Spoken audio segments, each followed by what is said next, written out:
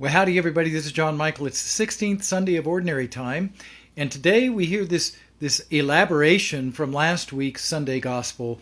Jesus saying that you let the wheat and the tares grow together. If any of you have ever done gardening, you throw out a little seed, boom, it begins to sprout, and it gets a little bigger and a little bigger, but also the weeds kind of grow up around it. Jesus says don't go in there and pull the weeds, because when you pull the weeds, you might inadvertently pull up the sprout of the seed you planted.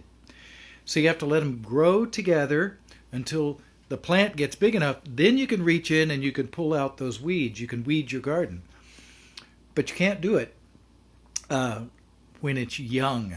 So he says the same thing is true, in the church. Because a lot of times we get very judgmental about all those other people. And we want to go in and say, get that one out. Get this one out over here. That's not good. They're not good. This one's not good. So we have to be very careful. In the church, you have to let both grow together. So what you're going to find in the church is a mixed bag. You're going to find good and you're going to find bad. But you're going to find more good than bad. Now, in religious orders, it's a little different. We have a serious screening process.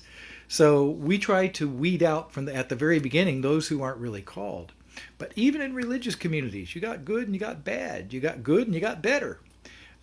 You have better and you have the best. See?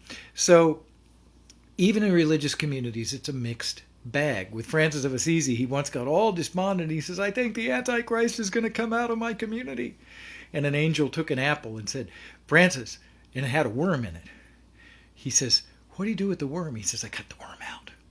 And he says, okay, is there more good or more bad? He says, there's more good. And he says, that's the way the church is, and that's the way communities are, and that's the way ministries are.